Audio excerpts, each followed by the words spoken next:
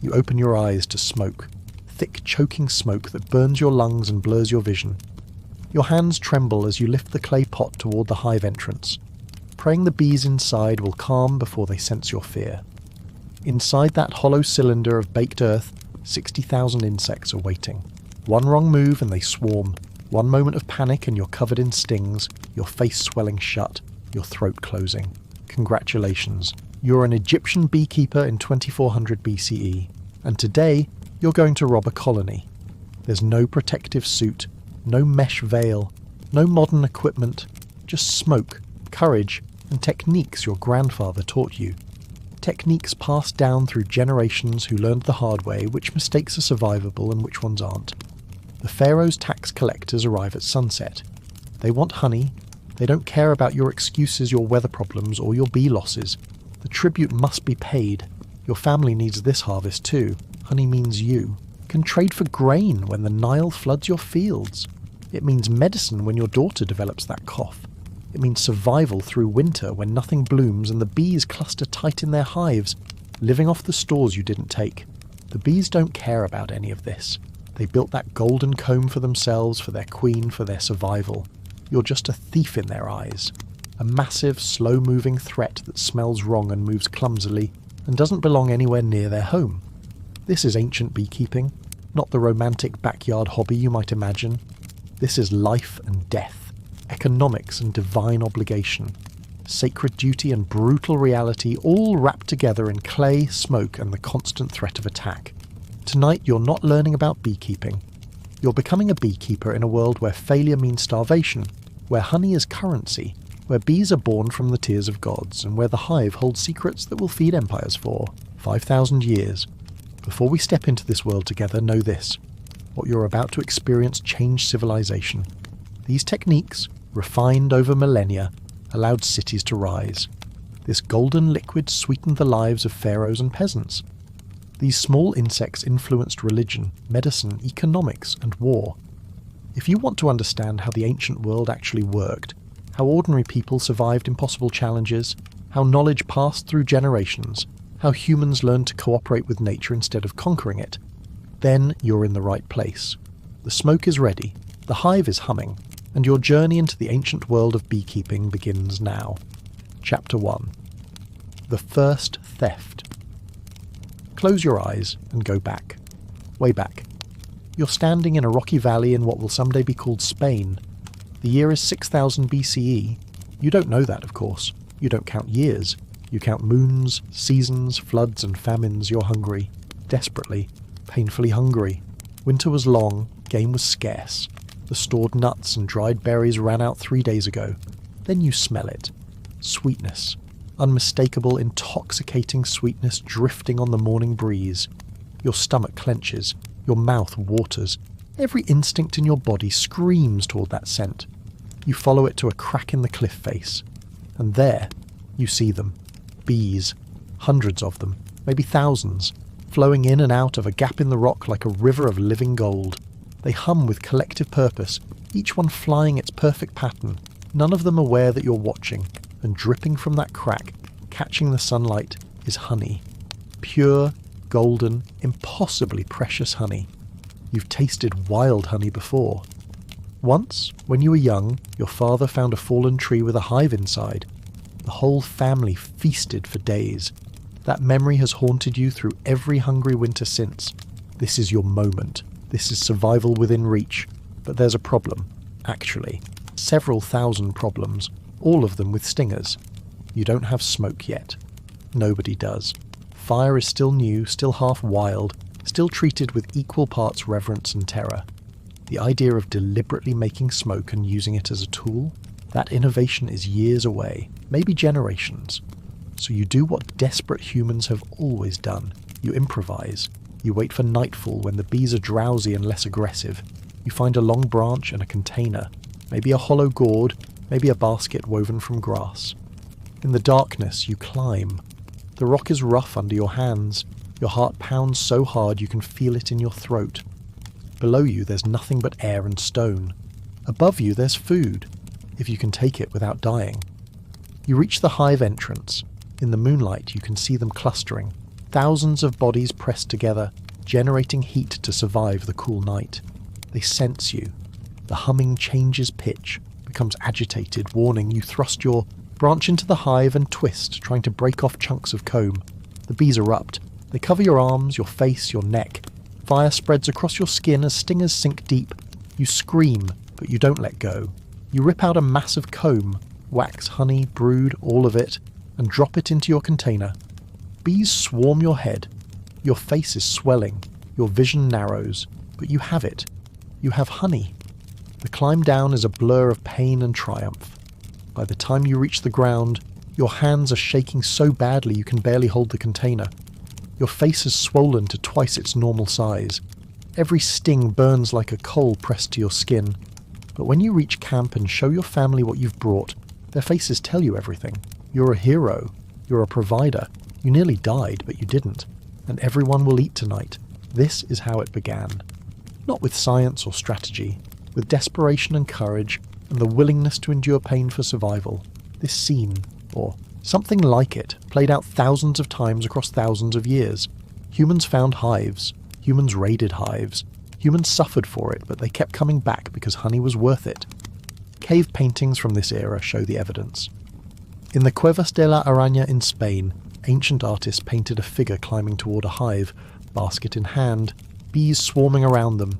It's one of the oldest images of human-bee interaction ever discovered. That painting wasn't instruction.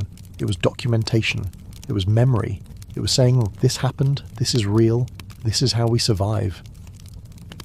But eventually someone had a better idea. Someone, somewhere, asked the question that would change everything. What if we didn't have to raid wild hives? What if we could convince the bees to stay close? What if we could protect them, and they could protect us? That question, that leap from hunter to keeper, marks one of the most important transitions in human history. You're about to witness it. Chapter 2. The Egyptian Revolution, the Nile Delta, 2400 BCE. You wake before dawn, as always, not because you want to, because the mosquitoes that breed in the river marshes make sleep impossible once the sun begins to heat the mud. Your home is mud brick, small and stuffy. Your family sleeps on reed mats that smell like river water and mildew. Outside, the world is already alive with sound. Birds calling, donkeys braying, someone's dog barking at nothing. But you're not listening to any of that. You're listening for the hum. You step outside into air that's already warm and walk toward the row of clay cylinders stacked against the wall of your compound. These aren't storage jars. These aren't granaries. These are your hives.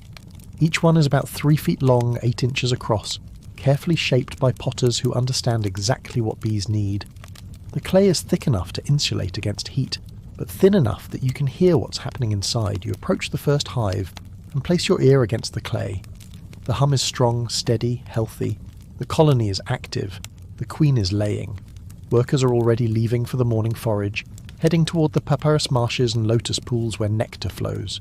This is your wealth, your insurance, your connection to the divine. You're not rich. You'll never own land. You'll never command servants. But you have these hives, and in Egypt that means you have something more valuable than gold. You have honey. The sun climbs higher. You prepare for the day's work. First you need smoke. You take dried cow dung, plentiful in a farming community, and pile it in a clay pot with small holes punched in the sides. You light it carefully, watching as it begins to smoulder. The smoke is thick, cool, perfect. You approach one of your hives from the back, where a clay plug seals the entrance. The bees inside sense the smoke, and their behaviour changes immediately. Instead of defending, they gorge on honey, filling their stomachs in preparation for what they instinctively think is a forest fire forcing them to evacuate. You remove the plug.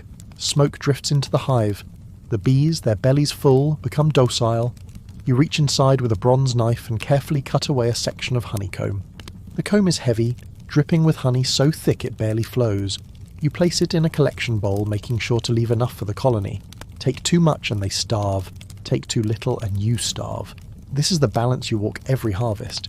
This is the negotiation between species that defines your life. Your neighbour appears, carrying water from the canal. He sees your honey harvest and nods approval. The gods smile on your hives, he says. You nod back, but you know it's not just divine favour, it's knowledge, it's technique.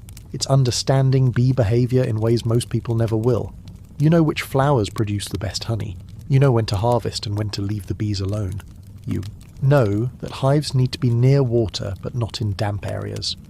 You know that bees follow the blooms, which is why, in 3 days, you'll load these hives onto a boat. The Nile flood is receding. The land is emerging from the water, and with it, millions of flowers will bloom. Lotus, papyrus, acacia, tamarisk, an explosion of nectar that only lasts a few weeks. Your hives need to be there when it happens. This is the Egyptian innovation that changed beekeeping forever. Transhumance. Moving hives to follow the nectar flow. Other cultures kept bees, but Egyptians mobilized them. 3 days later, you're on a barge with 40 other beekeepers. The boat is loaded with hundreds of clay hives, all sealed, all humming with contained energy. You're travelling south, up the Nile, following the flood's retreat. The river is crowded with traffic. Grain boats heading north, stone barges carrying limestone for temples, fishing vessels casting nets. And scattered among them, bee boats like yours, following the ancient seasonal patterns. You travel for 2 days, sleeping on the deck, eating bread and onions, checking your hives constantly to make sure they're not overheating. When you reach the right area, where fresh land has just emerged and wildflowers are beginning to bloom, you stop. You and the other beekeepers unload your hives and set them up in the fields. Within hours, bees are pouring out, discovering the nectar bonanza. They'll work this area for 3 weeks, maybe 4, building comb, storing honey, expanding their colonies. Then, when the bloom fades, you'll move again. North this time, following different flowers, different seasons, maximising honey production across the entire flood cycle. This system works so well that Egypt produces honey in quantities that make other nations jealous. Egyptian honey appears in trade records from across the Mediterranean. Foreign kings request it as tribute. Temple complexes consume it in massive quantities for offerings and rituals. And you, the beekeeper, are the engine that makes it all work. But you're not just producing a commodity, you're participating in sacred work. According to Egyptian mythology, bees were born when Ra, the sun god, wept. His tears fell to earth and transformed into bees the moment they touch ground. This isn't just a pretty story, it's theology.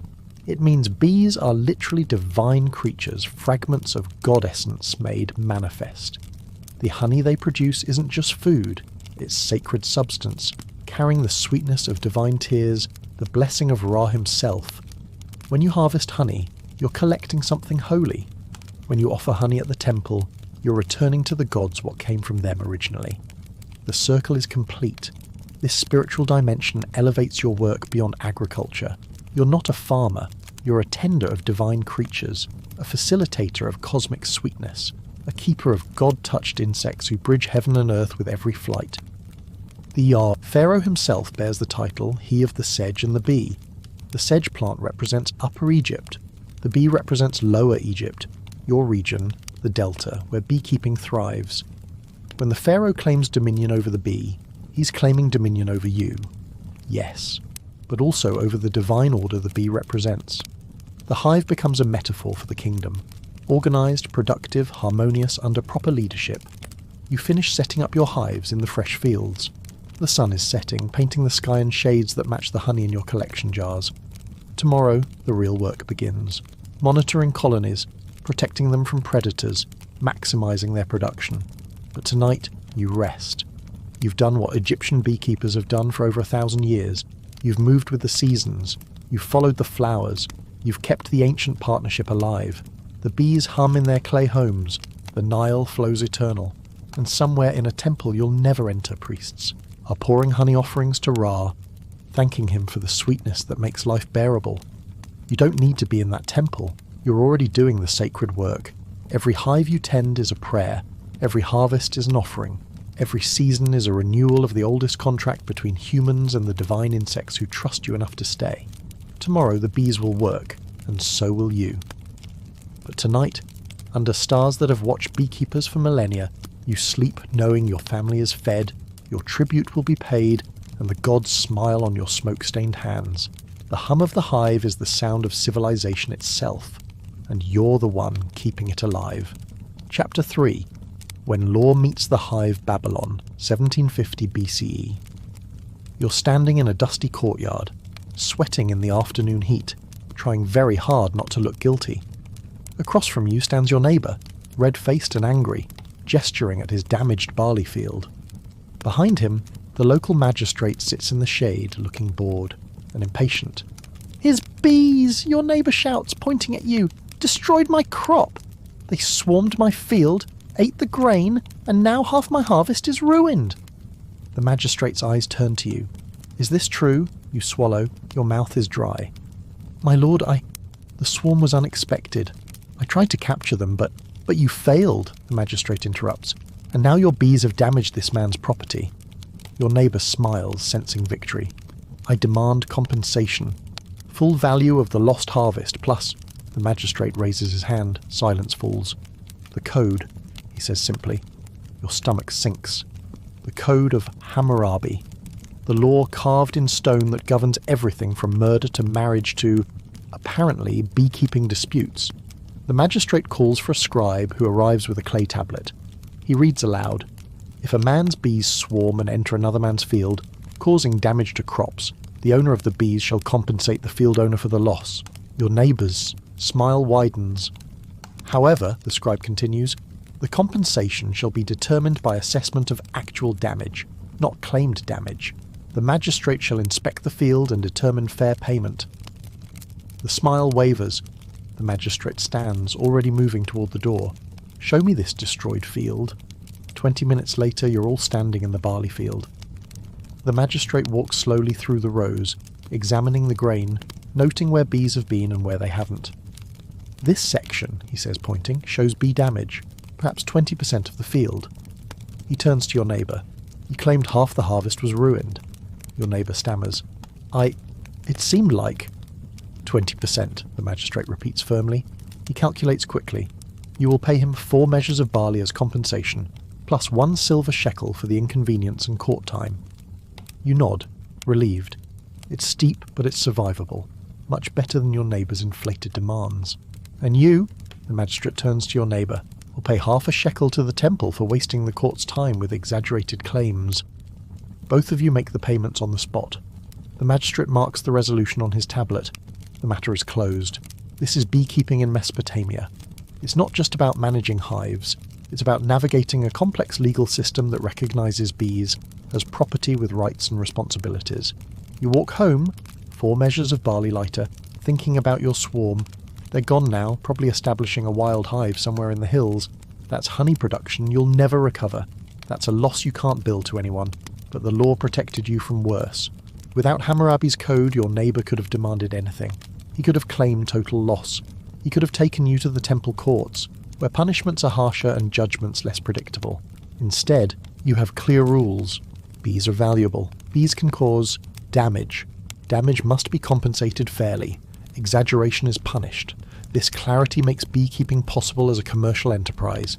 You can keep bees knowing that if problems arise, the law will mediate fairly. Your neighbours tolerate your hives because they know they have legal recourse if those hives cause issues. Back home, you check your remaining colonies.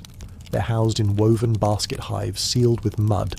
Lighter than the Egyptian clay cylinders, easier to move but less durable. You keep them on your roof where they're safe from ground predators and where the height gives bees easy flight access. 6 hives, each producing maybe 10 pounds of honey per year in good seasons. That honey has multiple uses in Babylonian society. Some of it you'll sell in the market. Honey merchants pay good prices, especially for the light, pure honey from early spring flowers. That money buys grain, cloth, tools, the necessities of life. Some of it goes to the temple as offering. The priests of Ninurta expect regular contributions from beekeepers. In return, they pray for your hive's prosperity and provide spiritual protection against bee diseases and swarm losses. Some you keep for your family. Honey sweetens bread and beer. It preserves fruits through the hot summer. It treats the endless minor ailments that plague a household. Cuts, burns, sore throats, digestive problems. And some, the best, clearest, most perfect honey, you reserve for special purposes. Your daughter is getting married next month. The bride price has been negotiated, contracts signed in wet clay, witnesses assembled. Part of the marriage ceremony involves sharing honey, symbolising the sweetness of the union being formed. You've set aside a sealed jar of your finest honey for that moment. When your daughter and her new husband taste it together, they'll be participating in a tradition as old as cities themselves. Honey in Mesopotamia isn't just economics, it's social glue. It binds marriages, seals contracts, honours gods, heals wounds, and connects people to the agricultural cycle that keeps civilization functioning. The beeswax has value too, more than you can use yourself. Scribes need wax for their tablets, the clay tablets that record everything from tax receipts to epic poems. Fresh clay is written on with a stylus, then allowed to dry, but important documents, temporary notes and practice tablets use a layer of beeswax spread over wood. The wax can be smoothed and reused hundreds of times. You sell most of your wax to a scribe who works for the palace administration. He pays well because palace-grade wax must be pure, free of debris, properly processed. Your reputation for quality keeps him coming back. Some wax goes to craftsmen who work in bronze. They use the lost wax casting method, creating a wax model of the desired object, covering it in clay, melting out the wax and pouring in molten bronze. Your beeswax helps create tools, weapons, statues and ritual, objects that will last generations. The rest you keep for waterproofing and repairs. Wax seals cracks in pottery, waterproofs leather, protects wood from moisture. It's indispensable in a city where water and dust wage constant war against human construction. You're checking your hives when you hear shouting from the street. You look over the roof edge and see a procession passing. Priests carrying a statue of Ninurta, followed by musicians, followed by people carrying offerings. It's a fertility festival. The priests will parade through the city, stopping at fields and gardens to bless the coming growing season. When they pass your house, you quickly descend with a jar of honey. You join the procession briefly, presenting your offering to the priests. They accept it with formal chanting, adding it to the pile of offerings that will be consecrated at the temple tonight. This isn't optional charity. This is tax, tribute, social obligation, and genuine devotion all mixed together. The temples own vast apiaries of their own, but they still expect contributions from private beekeepers. In return, the temples preserve knowledge. Priest scribes record bee behaviour, honey yields, seasonal patterns. They note which years were good for honey production and which were bad. Over generations, this creates a database of agricultural knowledge that informs when to expect swarms, when to harvest, when to move hives to fresh forage. You're part of that system, contributing your honey and receiving in exchange the accumulated wisdom of centuries. As evening comes, you sit on your roof with your family, eating bread dipped in honey, watching the sun set over the ziggurats that dominate Babylon's skyline. Your hives hum peacefully, your legal troubles are resolved, your honey stores are adequate, your daughter's marriage, honey is ready. This is stability. This is civilization. This is what happens when law, religion, agriculture and commerce all align around the simple act of keeping bees. In Egypt, beekeeping is sacred. In Mesopotamia, it's systematized. And that systematization, the laws, the records, the temple administration, the market regulations, creates an infrastructure that makes beekeeping not just possible, but profitable. You don't think of yourself as part of history. You're just a man trying to make a living, keep your bees alive, and avoid legal disputes with neighbours who don't understand that swarms are acts of God, not negligence. But the tablets being written in the palace tonight will survive. Archaeologists millennia from now will read Chapter 4, The Hittite Purification, Hattusa, 1400 BCE. You're standing in the temple courtyard, holding a small clay jar with holes punched in the lid. Inside, a single bee crawls frantically trying to escape. The priest approaches, his robes immaculate white despite the dust that coats everything in this mountain capital. He looks at you, then at the jar, then nods. "Is the village prepared?" he asks. "Yes, Holy One, everyone is gathered." Then we begin.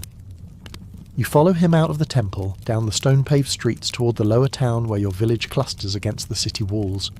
People line the street, watching silently. Everyone knows why you're here. The plague came 3 weeks ago. Not the devastating kind that wipes out whole families. The slow kind, the creeping kind, the kind that brings fever and weakness and refuses to leave. 7 people are sick. Worse, the village well-produced foul water 2 days ago. The grain stores are attracting more rats than usual. Cows are birthing stunted calves. These aren't coincidences. These are signs of divine displeasure. The gods are angry, and their anger has contaminated the village with impurity that spreads like invisible rot. Standard sacrifices haven't worked. The priest slaughtered a bull, read the omens in its liver and found nothing promising. The usual rituals, the usual prayers, all ineffective. So they're trying the bee purification. The old ritual, the one that requires a living bee to carry away the evil. You reach the village square where everyone has assembled. The sick are brought forward, lying on reed mats, too weak to stand. The priest raises his hands and the crowd falls silent. He begins the chant. It's in Old Hittite, the sacred language that common people don't fully understand, but you catch certain words. Evil, impurity, wrath, cleansing. The priest takes your jar and holds it high so everyone can see the bee inside. Small one, he intones, messenger between earth and sky, you who gather sweetness from flowers and know the pathways of the air, hear me now. He opens the jar slightly and tilts it toward the sick people. The evil that dwells here, the impurity that contaminates this place, the divine anger that punishes these people. Take it, carry it, remove it from our presence. He opens the jar fully. The bee, confused and agitated, crawls onto his hand. For a moment it sits there, wings trembling. The entire crowd holds its breath. Then it takes flight. The bee circles once, twice, getting its bearings. Then it flies straight up, gaining altitude, heading toward the mountains that cradle Hattusa on all sides. The priest watches it disappear into the sky, then turns to the crowd. It is done. The evil departs. Purification begins. That evening, you're back at your apiary on the temple grounds, checking the hives that provided the purification bee. You're not just a beekeeper here, you're essentially a temple servant, maintaining bees that serve sacred purposes. The Hittites use honey constantly in religious rituals. It's poured as libation for gods. It's mixed with wine and milk for ceremonial drinks. It's offered to the dead to sweeten their journey to the underworld. But more than the honey, it's the bees themselves that carry spiritual weight. In Hittite theology, bees occupy a special category. They're creatures of transformation, taking nectar from flowers and transforming it into something entirely different. They move between earth, where flowers grow, and air, where gods dwell. They work collectively but can act individually. This makes them perfect carriers of impurity. The bee can accept the spiritual contamination, carry it into the realm between earth and sky, and release it where it dissipates harmlessly. The logic is beautiful in its own way. Evil isn't destroyed through violence. It's transported, removed, carried away by a creature whose nature is to move between realms. You open one of your hives. These are woven basket hives, similar to Mesopotamian designs but reinforced with clay. The smell of honey and propolis fills your nostrils. The bees inside are agitated by the disturbance, but smoke calms them quickly. You're checking honey stores. Next week is the spring festival, and the temple will need large quantities of honey for the ceremonies. You've been managing these hives for 2 years now, ever since the old beekeeper died, and the priest selected you as replacement. It's not glamorous work. The pay is modest. Barley rations, a small house, exemption from military service. But it's secure, and more importantly, it's meaningful. You're maintaining the creatures that help the gods. You're ensuring that purification rituals can happen. You're producing the substance that makes offerings sweet and acceptable to divine powers. In a society constantly worried about offending gods, keeping demons at bay, and maintaining cosmic order, your work matters more than most. People's. The young priest appears, walking the path toward your apiary. He's carrying a clay tablet. Beekeeper, he calls, the temple needs your report. You approach, wiping honey from your hands. What report, Holy One? The harvest estimate. How much honey will we have for the festival season? You think carefully. You've counted your hives, assessed their strength, predicted bloom patterns based on when snow melted in the mountains. 15 large jars, perhaps 20 if the acacia bloom is strong. He marks this on his tablet with a stylus, the cuneiform characters taking shape in the soft clay. The head priest says we need 25. You shake your head. The hives cannot produce that much without weakening. If I take too much now, they'll starve over winter. The young priest looks uncomfortable. The gods require healthy bees, you interrupt. Then immediately regret your tone. You soften your voice. Holy One, the bees are also divine creatures, born of the goddess's blessing. To weaken them in service to one ritual is to weaken future rituals. Better to take less now and have strong colonies for all seasons. He considers this. Finally he nods. I will convey your wisdom to the high priest. Perhaps we can supplement with purchased honey from the merchants. After he leaves, you sit in the shade of your apiary, watching bees come and go on their eternal missions. This is the tension you navigate constantly. The temple wants maximum honey production, because honey is consumed in massive quantities for festivals, offerings, and sacred meals. But you know that bees are living things with limits. Push too hard and colonies collapse. Take too much and they starve. You've seen it happen to other beekeepers. Demanded to provide unrealistic quantities, they overharvest, and by winter half their hives are dead. The following year they have even less to offer. The smart approach is sustainable harvesting. Take some honey, leave, plenty for the bees. Manage colonies for long-term health, not short-term yields. Let them swarm naturally to create new colonies rather than trying to prevent all swarming. This knowledge wasn't written down by priests. It was learned through painful trial and error by generations of beekeepers who watched colonies thrive and die and learned to recognize the patterns. 3 days later, you're summoned to the temple for the spring festival preparations. The main courtyard is crowded with people, priests, musicians, attendants, animal handlers bringing sacrificial bulls and sheep. You carry 4 large jars of honey, the amount the high priest agreed to after your conversation with the young priest. It's less than they wanted, but it's sustainable. The honey is placed on a low table along with other offerings: grain, wine, oil, herbs. The high priest begins the ceremony, invoking Araniti, the sun goddess, and Teshub, the storm god. At the appropriate moment, your honey is poured, out. Not all of it, but a portion, flowing over the altar stone like liquid gold. The scent fills the courtyard. Priests chant, musicians play, and you stand there, watching your bees' labour being transformed into divine offering, and you feel something complicated. Pride, yes, but also possessiveness. That honey took thousands of bee hours to produce. It represents millions of flowers visited, nectar collected drop by drop, processed by bees who live only weeks but work every day of their short lives. Now it soaks into stone, an offering to gods who may or may not exist, consumed in moments after months of production. But you understand the logic. The honey returns to the divine realm it came from. The bees are goddess-touched creatures. Their product carries blessing. Offering it completes a sacred circle. After the ceremony, you're given a small jar of consecrated honey. Honey that has been blessed by proximity to the divine presence during the ritual. You'll take it home, use it. When family members are sick, trust that it carries extra healing power because it has touched the sacred.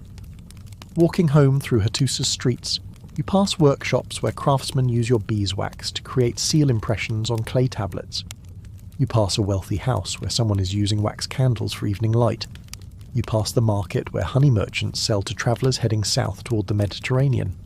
Your bees' products are everywhere, woven into the fabric of Hittite civilization, and you, the keeper, are the invisible link that makes it all possible.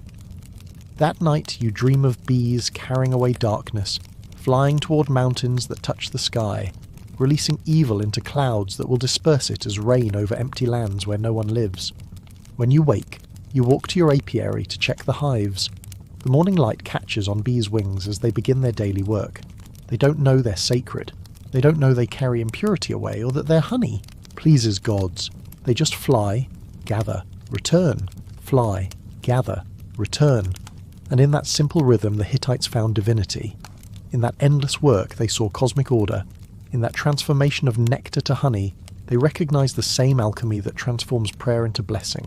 You're not just a beekeeper, you're a priest of sorts, tending the creatures that bridge worlds, producing the substance that sweetens both human life and divine ritual. The bees hum in their hives, the sun rises over Hattusa, and another day of sacred work begins. Chapter 5. The Greek observation Athens, 350 BCE. You're standing in Aristotle's garden, sweating in the afternoon heat, trying to explain to one of history's greatest philosophers why he's wrong about bees. The king bee, Aristotle says with absolute certainty, leads the hive. The workers follow his commands, organize around his presence, and die in his defense. You bite your tongue. Aristotle is a great man, a teacher of kings, a mind that comprehends the cosmos. but he's never actually kept bees. Master, you say carefully, with respect, I've tended hives for 20 years. The bee you call king, I believe it's a queen, a female. Aristotle's eyebrow rises. Explain. This is dangerous territory. Contradicting Aristotle in front of his students could make you look foolish. But you've been hired specifically because you're a practical beekeeper, and he wants practical knowledge to supplement his philosophical observations. The bee at the centre of the hive, you begin, is larger than workers. Longer body, different shape. And if you watch carefully, you can see her laying eggs, hundreds per day, filling the comb cells with tiny white specks that become larvae. Eggs? One of the students interrupts. But how does the king, if it's female, how does reproduction occur? You shrug. I don't know. I've never seen mating happen. But I know that without that large bee, the hive produces no new bees. And I know that bee lays eggs, so I call her queen. Aristotle paces, thinking. This is what you love about him. He's willing to consider evidence that contradicts his theories. Show me, he says finally. You lead him to the observation hive you've constructed, a special hive with thin wooden sides that can be opened to reveal the colony inside. You smoke the entrance heavily, wait for the bees to calm, then carefully open one side. The comb is exposed, covered with thousands of workers, and there, in the centre, is the queen, unmistakable in her size and shape. Watch, you say, pointing. The queen moves across the comb, pausing at empty cells. Her abdomen curves, descends into a cell. A moment later she moves on, and if you look carefully you can see the tiny white egg she deposited. Aristotle leans close, fascinated. Remarkable, and these eggs become bees? In about 3 weeks. Egg, then larva, then they seal the cell and the larva transforms into adult bee. Metamorphosis, Aristotle murmurs, like butterflies. He spends the next hour observing, asking questions, taking mental notes. You explain everything you know, how colonies swarm when they become too large, how workers collect pollen and nectar, how honey is made by evaporating nectar and sealing it in wax cells. You show him how bees communicate through dance, though you don't understand what the dance means, only that returning foragers perform specific movements, and then other bees fly out to the same flowers. You demonstrate how wax is produced. Workers secreting small flakes from their abdomens, chewing and moulding them into comb. You point out drones, the male bees who are larger than workers but don't work, just eat and wait for something. You're not sure what. Aristotle absorbs everything, occasionally disagreeing, sometimes offering theories, always thinking. The organisation, he says finally, the division of labour, the cooperation toward common goals, this is a natural polis. City-state created by instinct rather than reason. You've never thought of it that way, but he's right. The hive does resemble a city. Different individuals performing different roles, collective defence, shared resources, laws that everyone follows. In human cities, Aristotle continues, we require government to impose order, but here, order emerges naturally. What can we learn from this? You have no answer. You're a beekeeper, not a philosopher. But you're starting to see why Aristotle is so fascinated by bees. They represent something profound about nature, order, and society. After Aristotle leaves, you return to your own commercial apiaries on the slopes of Mount Hymettus. You manage 40 hives here, producing the famous Hymettus honey that's prized across the Greek world. The location is perfect. Hymettus is covered in thyme, which blooms in dense purple carpets every spring. Bees' working time flowers produce honey with a distinctive flavour, intense, aromatic, slightly medicinal. It's the most expensive honey in Athens. Your hives are sophisticated by Greek standards, stacked clay rings that can be separated for inspection, with removable wooden lids. This design allows you to harvest from the top rings while leaving the lower brood chambers intact. You open one hive now, smoke it gently with your ceramic smoker, a fired clay vessel with a bellows attachment that lets you direct smoke precisely. The bees calm within seconds. The top ring is full of capped honey. Perfect. You lift it off, carrying it to your processing area. Here you crush the comb to release the honey, strain it through cloth, and pour it into amphoras for storage and sale. The work is repetitive, physical, sometimes painful when bees find gaps in your smoke coverage. But it's profitable. A good hive on Hymettus produces 15 pounds of honey per year. At current market prices, that's enough to buy 3 months of grain. 40 hives means you live comfortably, not wealthy, but secure. You can afford a decent house, feed your family well, even pay for your son to study with a rhetoric teacher. Not bad for working with insects. As the sun sets, you sit outside your processing shed, eating bread dipped in honey, watching bees return to their hives for the night. Other beekeepers are scattered across Hymettus, each managing their own apiaries. There's cooperation and competition in equal measure. You share information about bloom times and swarm control, but you also guard your best locations, your proven techniques, your reputation for quality. Tomorrow you'll deliver 20 amphoras to a merchant who exports to Rome. Greek honey is fashionable there, and Hymettus honey commands premium prices. The Romans have their own beekeeping, but they still pay extra for imports that carry prestige. Some of your honey will go to athletes training for the Olympic Games. They consume it for energy, believing it enhances performance. You're not sure if it works, but they keep buying, so you keep selling. Some will go to physicians who mix it with wine, vinegar or herbs to create medicines. Greek doctors swear by honey for wound treatment, digestive problems and respiratory ailments. Some will go to temples for offerings. Despite growing philosophical skepticism about gods, most Greeks still hedge their bets with prayers and sacrifices. Honey is cleaner than blood, sweeter than wine, and the gods supposedly appreciate it. A neighbour approaches, another beekeeper who works the eastern slope. "Good harvest?" he asks. You nod. "Excellent. The thyme bloom was strong this year. I'm moving 6 hives north next week," he says. "There's a valley where oregano blooms late. Thought I'd try for a second harvest." This is the Greek innovation. Not just mobile beekeeping like Egypt, but strategic placement based on detailed knowledge of local flora. Every flower produces slightly different honey. Every location has its own bloom calendar. A skilled beekeeper can orchestrate multiple harvests by moving hives between microclimates. "If it works," you say, "let me know. I might try the same next year." He smiles. "I'll tell you. For a price." You both laugh. This is how knowledge spreads in Greece. Through competition and trade, through observation and experimentation, through philosophers who ask questions and beekeepers who know answers. That night, you dream of Aristotle's observation hive, the queen moving across comb, laying egg after egg in perfect rhythm. In your dream, she speaks. "I am the city's heart. They are my hands. We are one organism, not many." When you wake, you wonder if Aristotle would like that metaphor. Probably. He's always looking for unity underlying diversity, patterns connecting separate phenomena. The bees don't care about philosophy.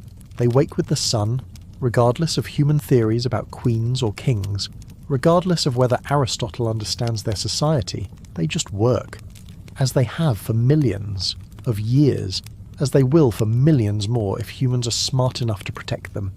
You check your hives one more time before heading to the market, all strong, all healthy, all producing the golden liquid that Greek civilization runs on.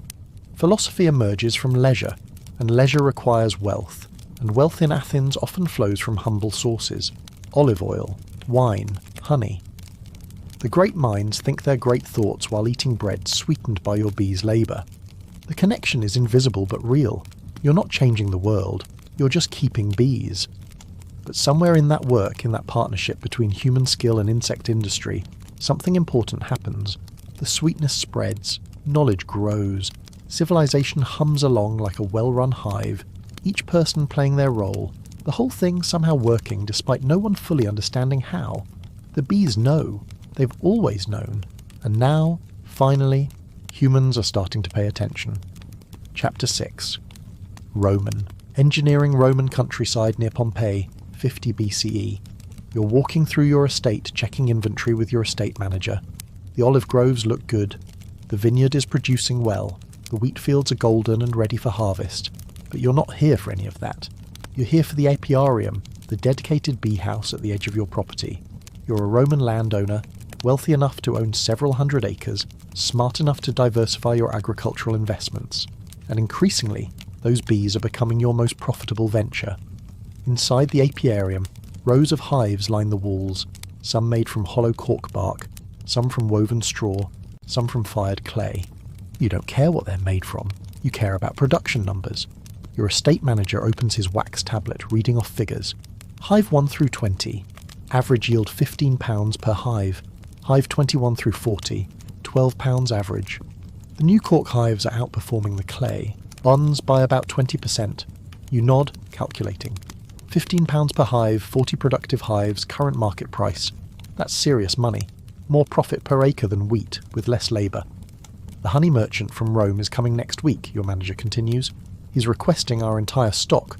Says Hymettus honey is becoming harder to import and wealthy Romans want alternatives. This is the opportunity you've been waiting for. Greek honey has dominated the luxury market, but political instability in the east is disrupting supply. Roman beekeepers who can produce quality honey are positioned to fill the gap. Tell him we'll sell at last year's price plus 10%, you say. If he objects, remind him that our honey is consistent, local and reliable. No shipping delays, no spoilage risk. Your manager makes notes in the wax. The head gardener wants to expand the herb garden. Says more flowering plants will increase honey production. Approved.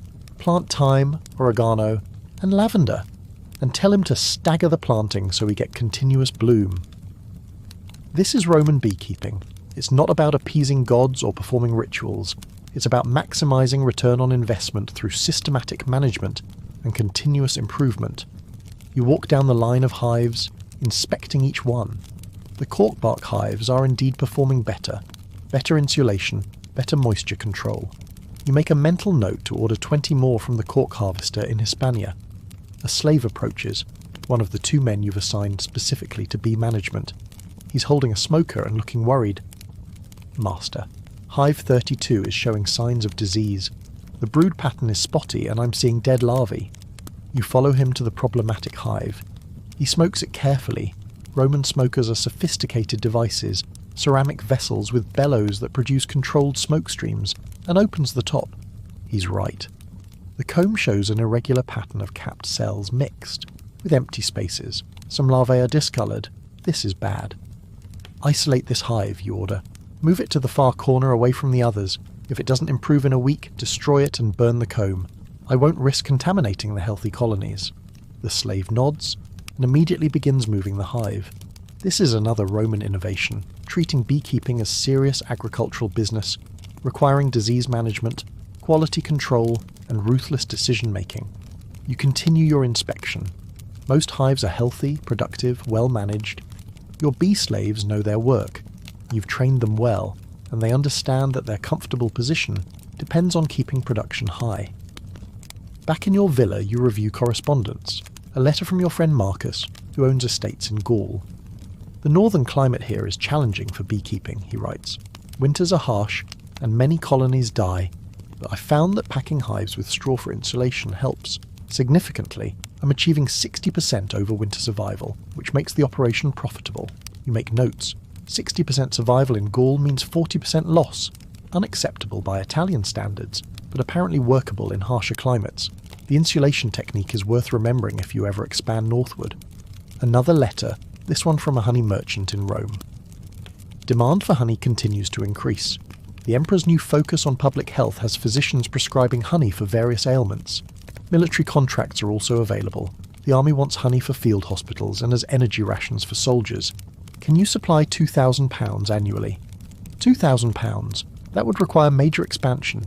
You'd need at least 60 more hives, more slaves to manage them, more land for bee forage. But the numbers work.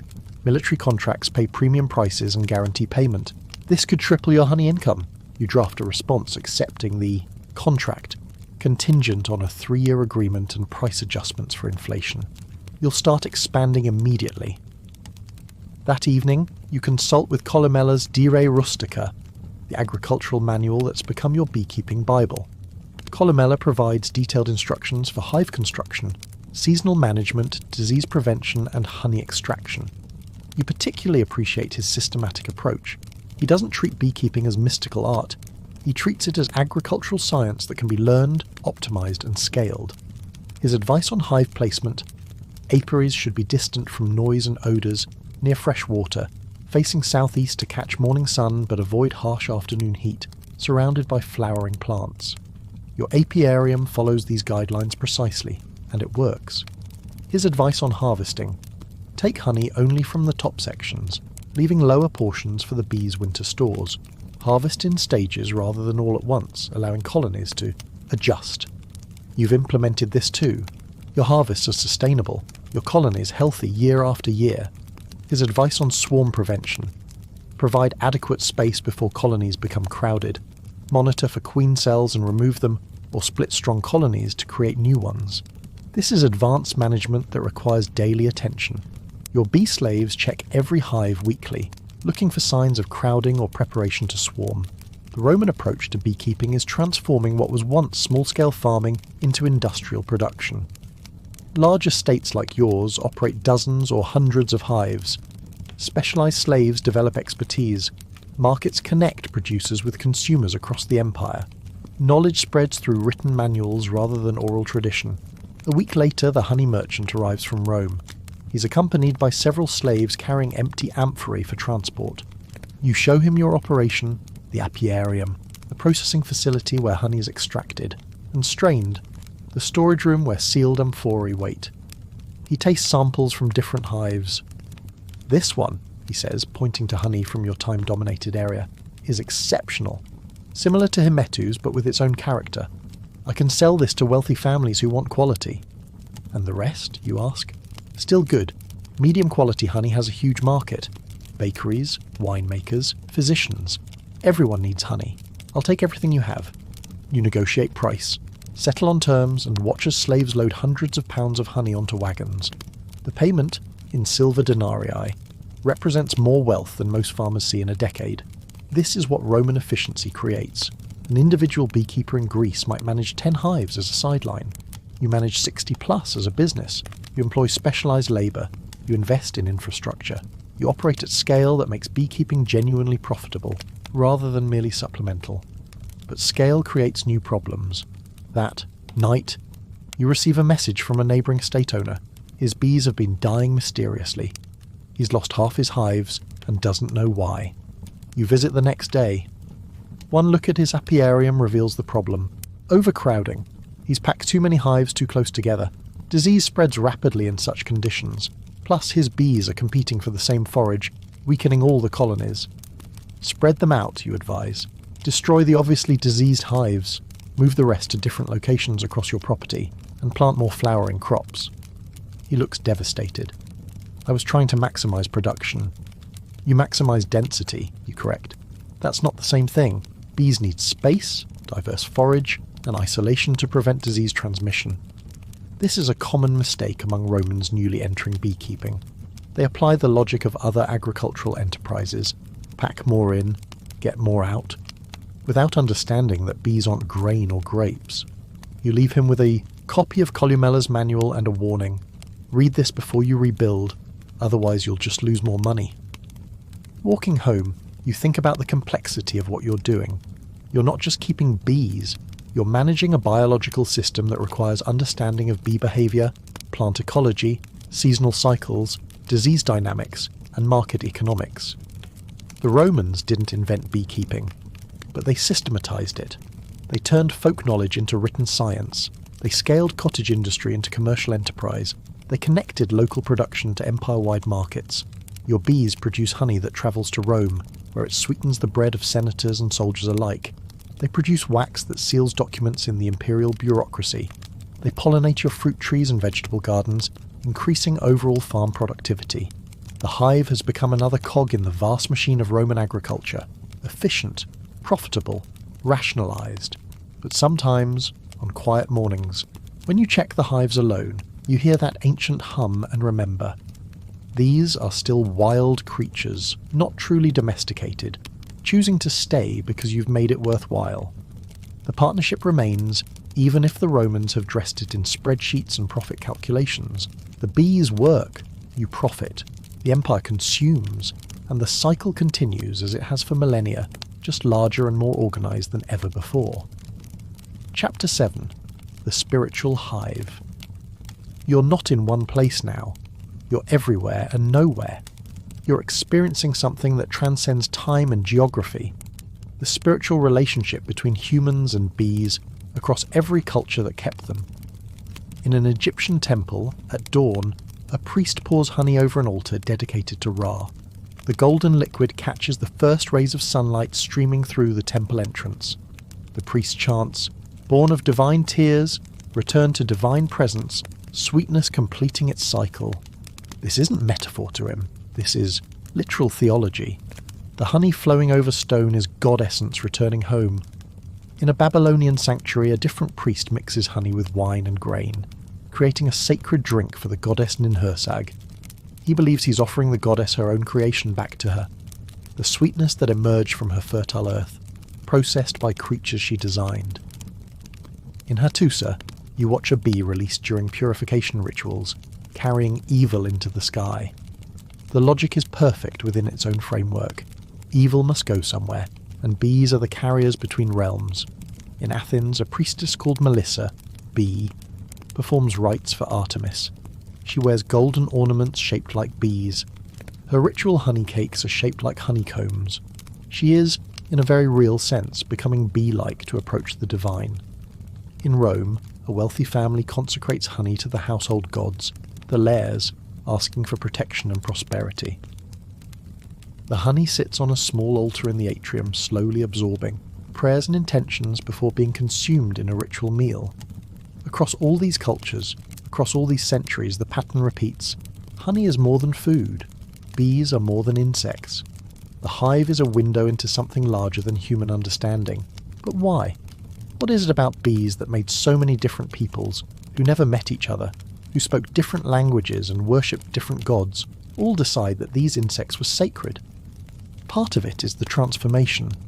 Bees take nectar, plant juice, essentially water and sugar, and create honey, a substance that lasts forever, that heals wounds, that provides energy without spoiling. That transformation feels magical. It feels like alchemy. Part of it is the organization. A hive functions with a complexity that rivals human cities, but without the conflict, corruption and chaos that plague human society. The bees work together seamlessly. No bee hoards resources, no bee refuses to contribute. The collective thrives through perfect cooperation. This organizational perfection made bees a model for human society. Philosophers pointed to hives and said, look, natural order without tyranny, cooperation without coercion, productivity without exploitation. Of course, they were projecting. Bee society isn't actually harmonious in the way humans imagine. There's competition, infanticide, worker policing, ruthless efficiency that kills weak members. But ancient peoples saw what they wanted to see, an ideal that humans should aspire to. Part of the spiritual significance is ecological. Bees appear when flowers bloom. Flowers bloom when life returns after winter or flood or drought. Bees are harbingers of fertility, abundance, and renewal. Cultures that depended on agriculture, which means basically all ancient civilizations, understood that bees and flowering plants were connected. They didn't know about pollination in the modern sense, but they knew that bees and fruit production somehow correlated. This connection to fertility and life cycles made bees symbols of resurrection and rebirth. In early Christian iconography, bees represented the resurrection of Christ. In pre-Christian traditions, bees emerged from the earth in spring like souls returning from the underworld.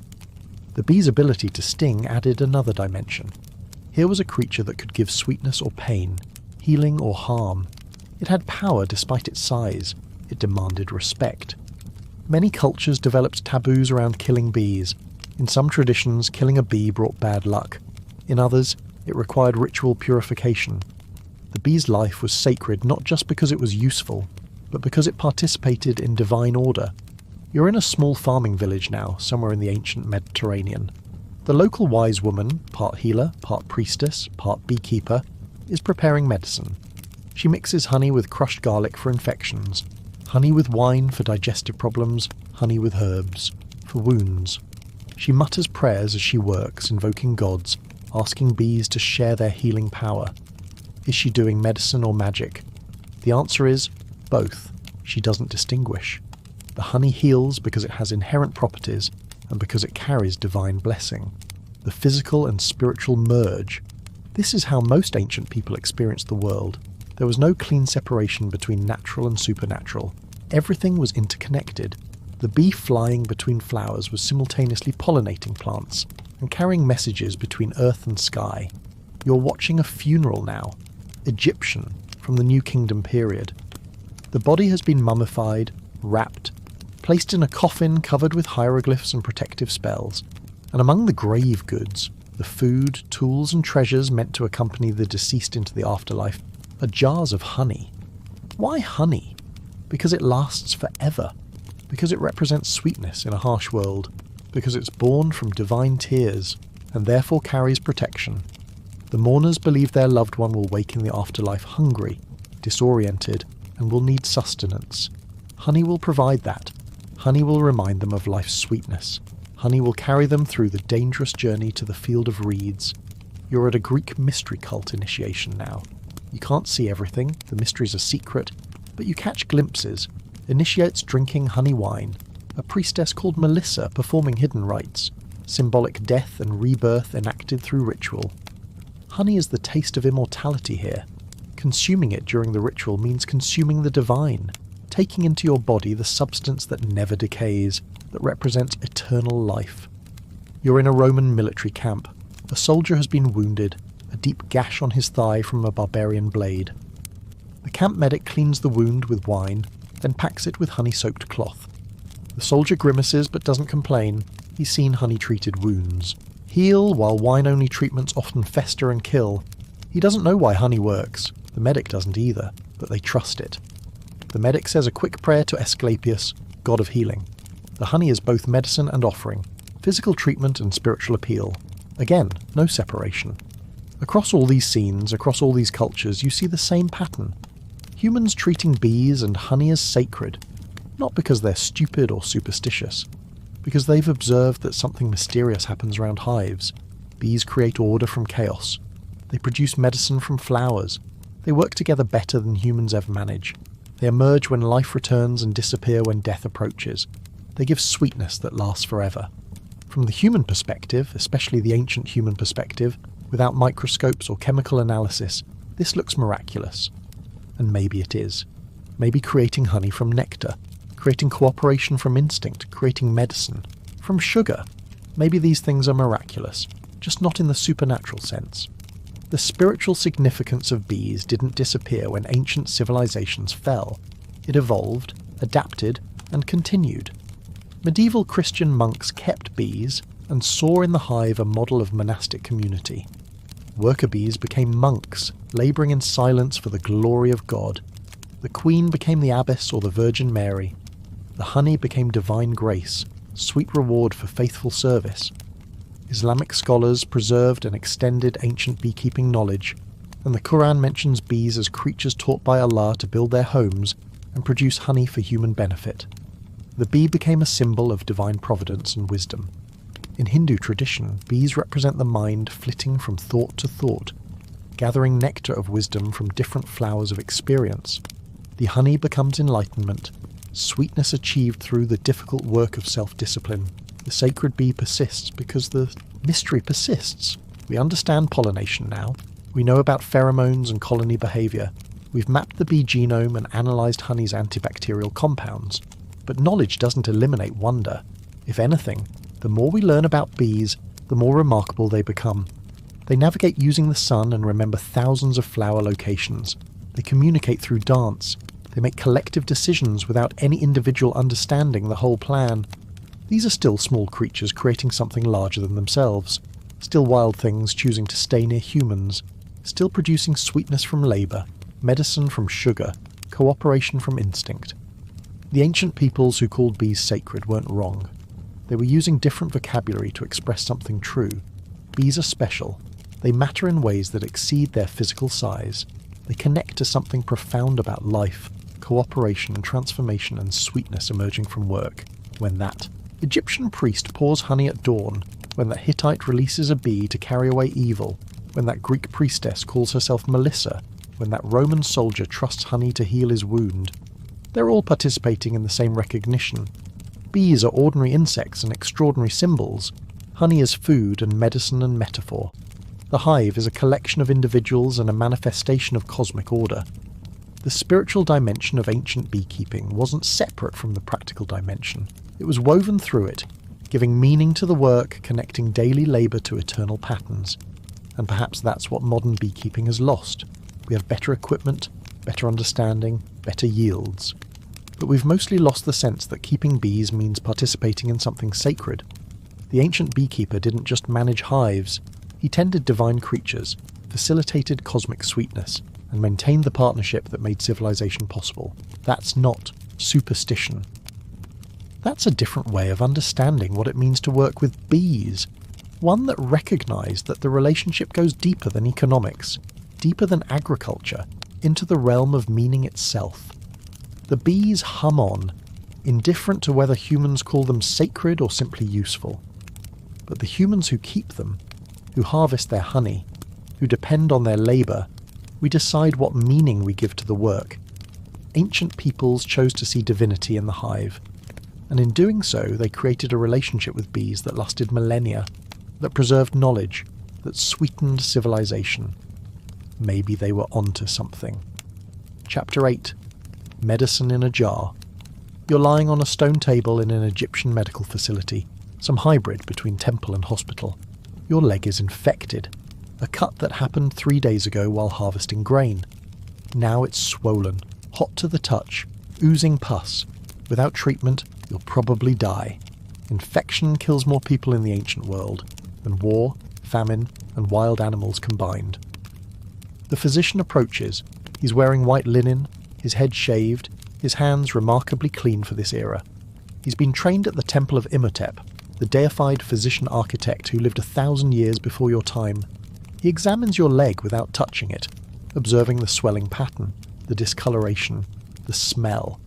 Then he nods to his assistant, who brings a small ceramic jar, honey. The physician cleans your wound with beer. The alcohol provides some antiseptic effect, though he doesn't know that.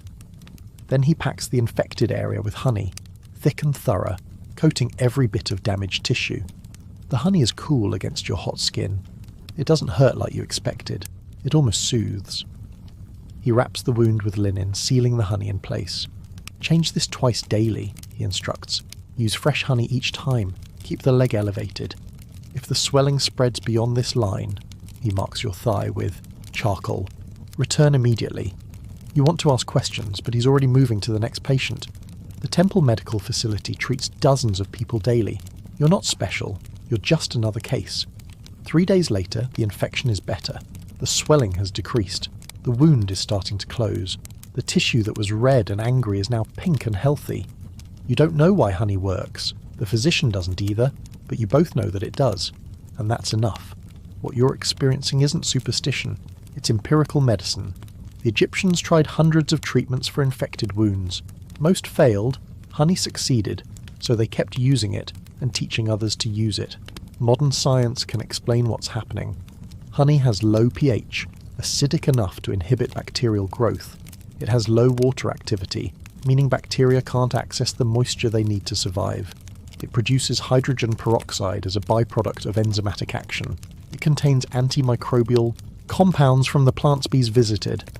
But ancient physicians didn't need to know the mechanism. They needed to know the result.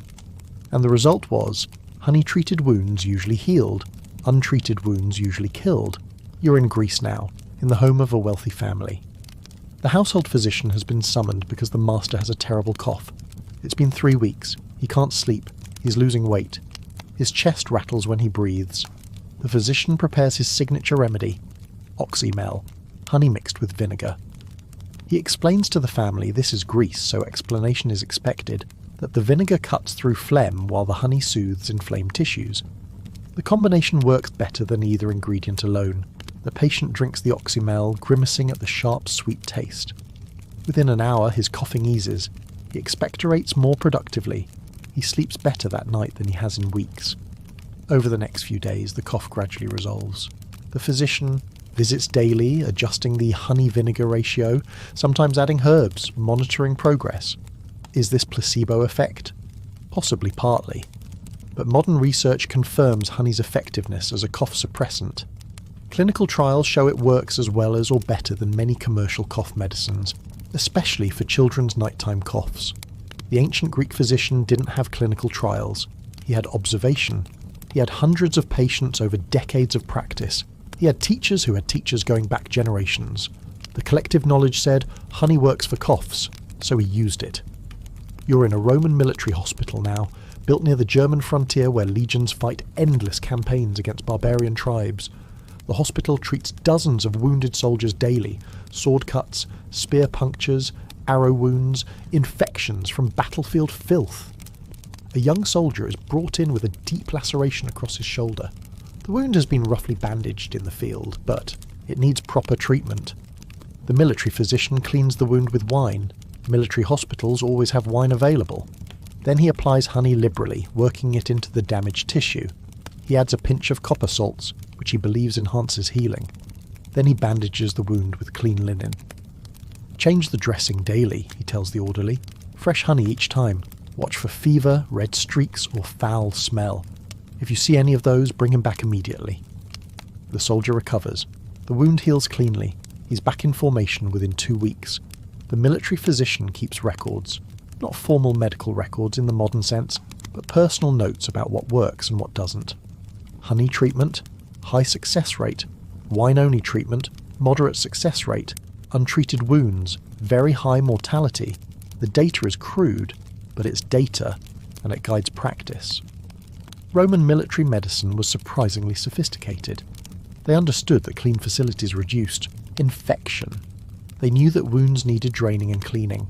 They recognised that some treatments consistently outperformed others, and honey was consistently one of their best performers for wound care. You're in an Indian healing centre now, where Ayurvedic physicians practice medicine that's been refined over centuries. A patient arrives with digestive problems, chronic pain, irregular bowel movements, weakness. The physician examines him thoroughly, checking pulse, tongue, eyes, skin. He asks detailed questions about diet, lifestyle, sleep, and emotional state. Then he prescribes a treatment regimen that includes honey consumed at specific times of day, mixed with specific substances depending on the nature of the imbalance. For this patient, the prescription is honey with ginger powder, taken before meals to stimulate digestive fire. Honey with warm water first thing in the morning to cleanse the system. Honey with ghee, clarified butter at bedtime to nourish tissues and promote healing. The Ayurvedic framework is complex, involving concepts like doshas and digestive fire that don't map neatly to modern medicine. But the practical result is sophisticated use of honey's properties, its ability to enhance other medicines, its digestive effects, its nutritional value. The patient follows the regimen for weeks. His symptoms gradually improve. He attributes the healing to the balancing of his doshas. The physician agrees, but also notes that honey specifically helped because of its inherent properties. Both explanations can be true simultaneously. You're watching a Chinese physician prepare medicine now, in a clinic somewhere in Han Dynasty China. He's creating a formula for a patient with lung problems, dry cough, difficulty breathing, fatigue. He combines honey with herbs carefully selected for this specific case. The honey serves multiple functions. It makes the medicine palatable, it helps deliver the herbs into the lungs, and it has its own therapeutic properties for the respiratory system. The preparation is precise. The honey must be the right type. He prefers honey from specific flowers known to benefit lung conditions. It must be added at the right temperature to preserve its properties. The proportions must be exact. This is pharmaceutical thinking, centuries before modern pharmacology. The Chinese physician understands honey as a medicine in its own right, and as a vehicle for other medicines. He knows different honeys have different properties. He knows processing affects efficacy. What's remarkable about ancient honey medicine across all these cultures is the consistency. Everyone figured out that honey works for wounds. Everyone discovered it helps coughs. Everyone found it useful for digestive problems. This parallel discovery across cultures that never contacted each other suggests something real. Honey genuinely has medicinal properties. It's not just cultural belief or placebo effect. Modern research validates the ancient wisdom. Honey's antibacterial properties come from multiple sources: hydrogen peroxide production, low pH, low water activity, and phytochemical compounds. Different honeys have different antibacterial strengths depending on floral source, but nearly all honey inhibits bacterial growth to some degree. Honey promotes wound healing through multiple mechanisms, provides a moist healing environment, it stimulates tissue regeneration, it reduces inflammation, it prevents or treats infection. Clinical studies show honey treatment accelerates healing and reduces scarring. Honey's effectiveness against coughs is well documented. It coats throat tissues, reducing irritation.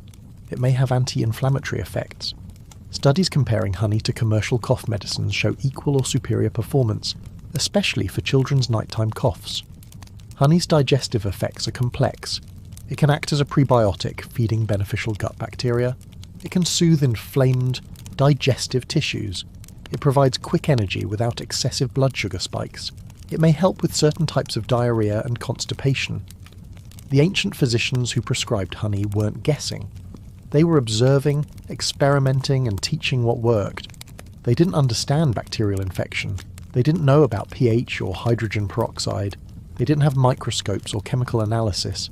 But they had something powerful: multi-generational empirical observation. They treated thousands of patients, remembered what worked, taught their students, and refined their practice over centuries. The Ebers Papyrus, with its 500-plus honey remedies, represents accumulated knowledge from hundreds of physicians treating hundreds of thousands of patients. That's a clinical database, just recorded in hieroglyphics rather than computer files. Hippocrates prescribing oxymel wasn't inventing a remedy. He was codifying existing practice, explaining it to students, and adding his own observations to the collective knowledge. Roman military physicians keeping notes about treatment success rates were doing early clinical research, tracking outcomes, and adjusting protocols based on results. Ancient medicine wasn't all effective. They had plenty of treatments that didn't work. They made plenty of mistakes. They couldn't treat many conditions that modern medicine handles easily. But in the specific domain of honey as medicine, they were right. They correctly identified a substance with genuine therapeutic properties and developed sophisticated applications that remain valid today. In some cases, modern medicine has circled back to ancient practices. Medical-grade honey is now used in hospitals for wound care, especially for difficult cases like diabetic ulcers or burns. Manuka honey in particular has become a standard treatment for certain types of wounds. When hospitals use honey for wound care today, they're not being alternative or holistic. They're using evidence-based medicine. Clinical trials prove it works, so they use it. Just like that Egyptian physician 4,000 years ago, treating infected wounds with honey because his teachers taught him it works, and his experience confirmed it. The jar of honey was the ancient world's antibiotic, cough medicine, wound dressing, and digestive aid, all in one, produced by bees, refined by flowers, and discovered by humans who watched, learned, and remembered. The patients who survived infection because of honey treatment, the soldiers who healed instead of dying from battlefield wounds, the chronic cough sufferers who finally slept through the night. They didn't need to understand the science. They just needed honey to work. And it did. Chapter 9. Tools of the Trade. You're standing in an Egyptian potter's workshop watching clay being shaped on a wheel. But this isn't a storage jar being made. It's a beehive. The potter works with practiced efficiency, forming a hollow cylinder about 3 feet long and 8 inches in diameter. His hands smooth the interior surface. It must be smooth so bees can attach comb properly. He creates a small entrance hole at one end, perfect size for bees to enter, but small enough to defend. At the other end, he forms a slightly larger opening that will be plugged with a removable clay disc. This is the harvesting access point. The plug fits tight enough to seal but loose enough to remove when needed. The potter has made hundreds of these hives. His father made them. His grandfather made them. The design has been refined over generations until every dimension is exactly right. Too large and bees can't defend it. Too small and the colony can't grow. Wrong shape and comb won't build properly. Wrong clay composition and the hive cracks in heat or crumbles in moisture. This is ancient engineering. No blueprints, no mathematical calculations. Just accumulated knowledge passed through apprenticeship, tested by thousands of hives in actual use. You're in a Greek ceramics facility now, watching a different hive design being created. These are modular, stackable clay rings, each about 8 inches tall and 12 inches in diameter. The ceramic artist explains the innovation. Instead of one fixed cylinder, we make separate rings. Stack them like this, he demonstrates, and you can add or remove sections based on colony size. Small colony? Use 2 rings. Large colony? Use 5 rings. Always give them the space they need. He's also making lids, flat ceramic discs with small ventilation holes. The lid keeps rain out but lets moisture escape. Bees generate a lot of heat and humidity. Without ventilation, the interior gets mouldy. These Greek hives represent a major technical advance. They're more expensive than simple cylinders, but they're vastly more flexible. A beekeeper can inspect different levels, harvest from top rings while leaving bottom rings intact, and adjust hive volume seasonally. You're watching a cork harvester in Hispania now, stripping thick bark from cork oak trees. This bark is naturally formed into tubes by the tree's growth pattern. With minimal processing, cutting to length, creating entrance and exit holes, it becomes a beehive. Cork is perfect, the harvester explains. Naturally insulated, waterproof, lightweight, bees love it. And unlike clay, it never cracks or breaks. He's right. Cork hives outperform clay in temperature regulation. The cellular structure of cork traps air, providing excellent insulation against both heat and cold. Bees in cork hives maintain more stable internal temperatures with less energy expenditure. Roman estate owners who can afford cork hives see measurably higher honey yields. The economics justify the higher material cost. You're in a workshop where basket weavers create skeps, dome-shaped woven hives made from coiled straw or grass. These are ancient designs, probably predating clay hives. The weaver works quickly, coiling straw rope in. A tight spiral, stitching each coil to the previous one with willow withies. The result is a lightweight, breathable hive that costs almost nothing to produce. These work fine for swarm capture, she explains. Keep them 1 or 2 seasons, harvest by cutting out the comb, then make new ones. Not permanent like clay, but cheap enough that it doesn't matter. Skeps remain popular among small-scale beekeepers throughout the ancient period. They're especially common in northern Europe where clay is scarce but straw is abundant. Now you're in a Roman metalworking shop, watching a smith create beekeeping tools from bronze. First, a hive tool, a flat blade about 6 inches long with one sharpened edge and one end bent at 90 degrees. The straight edge cuts comb, the smith explains. The bent end pries apart stuck frames and scrapes propolis off surfaces. Next, a specialised honey knife, longer, thinner, with a gentle curve. For slicing honeycomb out of the hive, the curve matches. The cylinder interior. Thin blade minimises damage to remaining comb. Finally, a smoker. This one is sophisticated, made from formed bronze sheets riveted together. It has a fire chamber, a bellows attached by leather hinges, and a directional nozzle. The bellows forces air through the fire, creating thick smoke that shoots out the nozzle. You can aim it exactly where you need it. Much better than just waving a burning stick near the hive. These tools are expensive. Bronze isn't cheap. But for professional beekeepers or large estates, the investment pays for itself in efficiency and reduced bee losses from clumsy handling. You're watching honey processing now, in a Roman estate facility dedicated to apiculture. The harvested honeycomb is brought here in large bowls. Workers break the comb by hand, crushing the wax cells to release honey. This is messy, sticky work. Honey gets everywhere. The crushed comb is placed in linen bags and hung over collection vessels. Gravity drains, most of the honey out over several hours. The bags are occasionally squeezed to encourage flow. Next comes straining. The honey passes through progressively finer cloth. First coarse linen that removes large wax chunks and bee parts, then fine linen that removes smaller debris, finally wool cloth that produces crystal clear honey. The clarified honey is poured into amphorae, narrow-necked clay vessels perfect for long-term storage. Each amphora is sealed with a cork or clay plug, then sealed again with wax or pitch to make it completely airtight. The remaining beeswax is collected separately. It's melted in large pots, strained through cloth to remove debris, and poured into moulds to create blocks or cakes. Clean beeswax is nearly as valuable as honey. Nothing is wasted.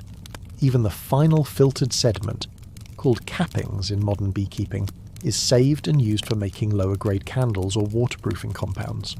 This industrial processing allows large-scale honey production.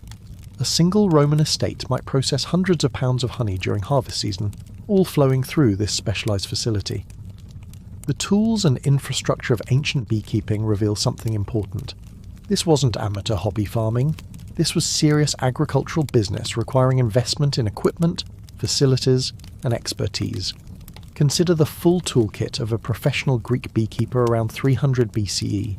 40 modular ceramic hives, custom made by potters who specialise in apicultural equipment. Cost, equivalent to several months of skilled labour. 2 ceramic smokers with leather bellows, Cost: 1 month's wages, bronze hive tools, honey knives, and wax scrapers. Cost: another month's wages, processing equipment, large collection bowls, linen straining cloths, storage amphorae, sealing materials. Cost: ongoing expense, plus the land where apiaries sit, the labour to manage hives daily, and the time investment to develop expertise. Total capital investment, before producing a single pound of honey, substantial. This is why beekeeping increasingly concentrated among people who had capital, large landowners, temples, wealthy merchants. But the tools also enabled quality. With proper hives, proper smokers, and proper processing equipment, a skilled beekeeper could produce consistently excellent honey. The tools made expertise practical. Compare this to early honey hunting, just human courage and willingness to endure stings. The development of tools represents the professionalization of beekeeping, the transformation from opportunistic raiding to systematic management. The best tools combined functionality with understanding of bee behaviour. Modular hives reflected understanding that colony size changes seasonally. Ventilated lids showed knowledge of moisture management. Cork insulation demonstrated recognition of temperature regulation importance. Curved honey knives matched hive interior geometry, minimizing damage. Directional smokers allowed precise bee management. Specialized wax processing equipment enabled complete resource utilization. Each tool embodied knowledge, and that knowledge was refined over generations until the tools worked as well as pre-industrial technology could achieve. When you handle an ancient bronze hive tool in a museum today, you're holding the culmination of centuries of beekeeping experience. Every dimension was tested, every material choice was validated by use, every design feature solved a real problem that beekeepers encountered. These tools weren't crude, they were sophisticated, appropriate technology, exactly as advanced as they needed to be for the task, using available materials and manufacturing techniques. And they worked. They worked so well that modern beekeeping still uses conceptually similar tools. The basic hive tool design hasn't changed much in 2,000 years. Modern smokers are more sophisticated, but the principle is identical. Processing methods are mechanized, but the process is the same. The ancient beekeeper checking hives with bronze tools, processing honey in purpose-built facilities, using equipment refined over generations, he would recognize a modern apiary. The scale is larger, the material's different, but the fundamental work remains unchanged. The tools made civilization's sweetness possible. Without them, beekeeping stays small-scale and opportunistic. With them, it becomes industry that can feed cities and supply empires. The hum of the hive was ancient, but the clink of bronze tools and the flow of honey through linen strainers, that was the sound of human ingenuity turning natural miracle into reliable sustenance. Chapter 10: The Eternal Hive. You're standing at the end of time now, looking backward across 5,000 years of human-bee partnership, and you're seeing patterns that repeat, evolve, and endure. That first honey hunter, climbing a cliff face in darkness to raid a wild hive, suffering stings for sweetness, they began something that hasn't ended. The courage and desperation that drove them lives on in every beekeeper who works without adequate protection, who takes risks for honey, who endures pain for the partnership. The Egyptian beekeeper loading clay hives onto boats, following the Nile flood's retreat to maximize nectar harvest. Their innovation became the foundation for migratory beekeeping that still feeds the world today. Modern commercial beekeepers truck millions of hives across continents to pollinate crops, following the exact same logic: move bees to flowers. The Babylonian defendant standing before a magistrate, explaining that his bees' swarm damage wasn't negligence. He established the principle that bees are property with rights and responsibilities. Modern beekeeping law still grapples with the same questions. Who owns a swarm? Who's liable for bee damage? How do we balance individual property rights with ecological benefits? The Hittite priest releasing a bee to carry away evil. His spiritual understanding that bees bridge realms between earth and sky persists in how we speak about bees today. We still call them pollinators, using Latin for carry between. We still recognize them as creatures that move between worlds, even if those worlds are now flowers and hives rather than earth and heaven. The Greek philosopher watching bees and seeing political models, his insight that cooperation creates order without coercion, still influences how we think about organisations, ecosystems, and society itself. The hive as metaphor for ideal community hasn't lost power in 2 millennia. The Roman estate owner calculating profit margins on honey production, systematising beekeeping into industrial agriculture, he would understand modern commercial beekeeping instantly. The language would be different, but the spreadsheets would make perfect sense. These aren't disconnected historical moments, they're chapters in a continuous story of humans and bees working together. But the story is also about what we've lost. The ancient beekeeper knew their bees individually. They could look at a hive and know its temperament, its queen's age, its likelihood to swarm. They spent hours observing, learning the rhythms that govern bee life. Modern commercial beekeeping often treats hives as industrial units, valued for production metrics rather than living relationships. We've gained efficiency and lost intimacy. The ancient beekeeper understood that taking too much honey kills colonies. They practiced restraint because their livelihood depended on colony survival. They balanced short-term harvest against long-term sustainability. Modern agriculture sometimes forgets this. Push colonies too hard, move them too often, stress them too much, and they collapse. We're relearning lessons that ancient beekeepers knew instinctively. The ancient beekeeper recognised bees as sacred creatures deserving respect. Whether you interpret that theologically or ecologically, the principle holds.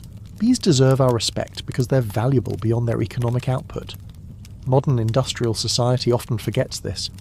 We've treated bees as tools, as biological machinery to be optimised, as resources to be extracted. And now we're facing the consequences: colony collapse, pollinator decline, environmental crisis. But there's hope in the ancient knowledge. Small-scale beekeepers today are rediscovering practices that ancient peoples knew. They're keeping bees in ways that prioritise colony health over maximum honey extraction. They're observing bee behaviour closely instead of just managing numbers. They're recognising that the beekeeper-bee relationship is partnership, not exploitation. Urban beekeeping movements bring bees back into cities, much like ancient Rome where rooftop hives were common. School gardens teaching children beekeeping create connections to nature that echo ancient practices of passing knowledge through generations. The revival of interest in natural beekeeping, treatment-free beekeeping, and conservation beekeeping represents a return to ancient principles. Respect the bees, work with their nature rather than against it, prioritise relationship over production. This isn't romantic primitivism. It's acknowledging that ancient beekeepers figured out sustainable practices because they had to. Their survival depended on keeping bees alive year after year. They couldn't afford colony collapse because they couldn't just order replacement bees from a catalogue. The tools have improved, the understanding has deepened, but the fundamental relationship remains. Humans provide protection and habitat, bees provide honey and pollination, and both species benefit from cooperation. When you taste honey today, whether it's from your backyard hive or a supermarket shelf, you're tasting the product of that ancient partnership. The nectar that bees collected might have come from flowers that wouldn't exist without pollination from other bees. The hive that produced it might use designs refined over centuries. The knowledge that created that hive situation was passed down through countless generations of beekeepers. Every drop of honey connects you to that Egyptian beekeeper on the Nile, to that Babylonian defending his swarm in court, to that Hittite temple servant, to that Greek philosopher, to that Roman estate manager. They're all there in that honey. Their knowledge, their work, their relationship with bees. The ancient world of beekeeping isn't ancient. It's present in every hive, every harvest, every moment when human and bee cooperate to create something neither could make alone. The techniques they developed still work. The tools they designed still function. The principles they discovered still hold true. And the mystery they recognized, that small creatures working together create sweetness that feeds civilization, that mystery remains. We can explain more than they could. We understand pollination biology, colony genetics, chemical communication, and ecological relationships that were invisible to ancient eyes. But explaining the mechanism doesn't eliminate the wonder. Bees still transform flower nectar into honey that never spoils. They still create complex societies from simple instincts. They still work together with a coordination that seems impossible. They still sting in defense and die from the wound. They still swarm in spring and cluster in winter. All the things that made ancient peoples call them sacred still happen today. The difference is that we have choices. Ancient beekeepers had to respect bees because they couldn't dominate them. Modern technology gives us the option to treat bees as mere resources, but we're learning that was a mistake. The environmental crisis we face is partly about forgetting the lessons that ancient peoples learned through necessity. You can't sustain extraction without replacement. You can't take everything without destroying the source. You can't treat living things as pure resources without consequences. Ancient beekeepers knew this, not from theory or ideology, but from observation. Take too much honey and your colony starves. Destroy too much habitat and your bees have nothing to forage. Break the partnership and the sweetness stops. So the ancient knowledge circles back to us, carried on the wings of bees that haven't changed in millions of years, offering lessons about sustainability, cooperation, and respect for nature. When Egyptian priests poured honey offerings to Ra, they were recognizing that sweetness comes from something larger than human effort. The bees did the work, the flowers provided the nectar, the sun powered the whole system. Humans just facilitated. That remains true. We don't make honey. We create conditions where bees can make honey. The difference matters. It means humility. It means respect. It means understanding that we're part of a system, not masters of it. Ancient beekeeping worked for 5,000 years because it was based on partnership. When it stopped being partnership and became pure exploitation, colonies died. When beekeepers remembered partnership, colonies thrived.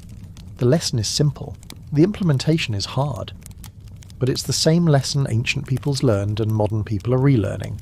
Work with the bees, not against them. Respect their nature. Take some, leave some. Protect them and they'll feed you. The hive is eternal. Not in the sense that any individual hive lasts forever. Colonies swarm, queens die, hives fail. But in the sense that the relationship between humans and bees, if properly maintained, continues across generations, across centuries, across millennia. Your descendants, if they're wise, will still keep bees. They'll use different tools, understand different mechanisms, face different challenges, but they'll still be doing what ancient beekeepers did, providing homes for bees, harvesting honey, carefully, and participating in a partnership that makes both species more successful. The smoke rises from modern smokers as it rose from ancient clay pots. The bees calm, regardless of whether the beekeeper understands pheromones or just knows empirically that smoke works. The honey flows, thick and golden, exactly as it flowed onto Egyptian altar stones, into Babylonian jars, through Greek straining cloths, and into Roman amphorae. The beekeeper checks the hive, hoping for healthy brood, adequate stores, and a productive queen, the same hopes that every beekeeper across 5,000 years has carried to the apiary.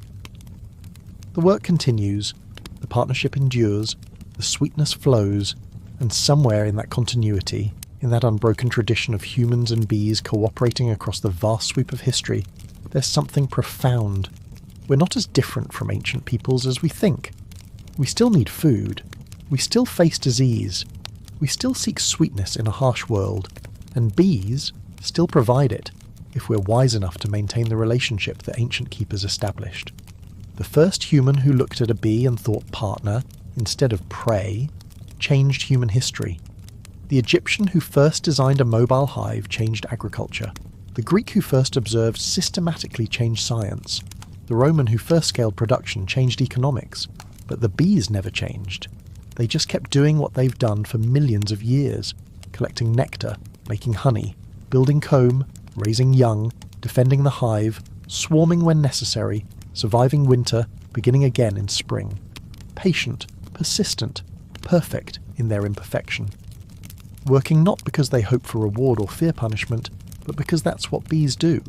And humans, watching, learning, adapting, building on the knowledge of generations past, we're still trying to be worthy partners to creatures that never asked for our intervention but have transformed our world through their presence. The ancient world of beekeeping isn't lost in the past. It's alive in every hive. It's present in every harvest. It's passed forward in every lesson a beekeeper teaches a student. The Egyptians who moved hives down the Nile, the Babylonians who wrote laws protecting bees, the Hittites who released bees to carry away evil, the Greeks who observed and wondered, the Romans who systematized and scaled, they're all still here. In the design of our hives, in our understanding of bee behavior, in our recognition that bees matter, in our efforts to protect pollinators, in every moment we choose partnership over exploitation. Their voices echo across millennia, carried on the hum of bees, sweetened with honey, preserved in the eternal dance between flower, bee, and human. The hive endures, the partnership continues, and the sweetness, earned through labour, refined through knowledge, shared through generosity, the sweetness flows on. 5,000 years, countless beekeepers, infinite bees. One unbroken story of cooperation between species. That story isn't finished. It continues in your hands, if you choose to pick it up, in your choices about how to relate to nature, to treat living things, to participate in systems larger than yourself. The ancient beekeepers are gone, but their legacy remains golden and enduring as long as bees fly and humans remember that some partnerships are sacred. The work is old, the work is new, the work is eternal, and the bees hum on, indifferent to history, focused on the eternal present of nectar, comb and queen, just as they always have, just as they always will, if we're wise enough to let them,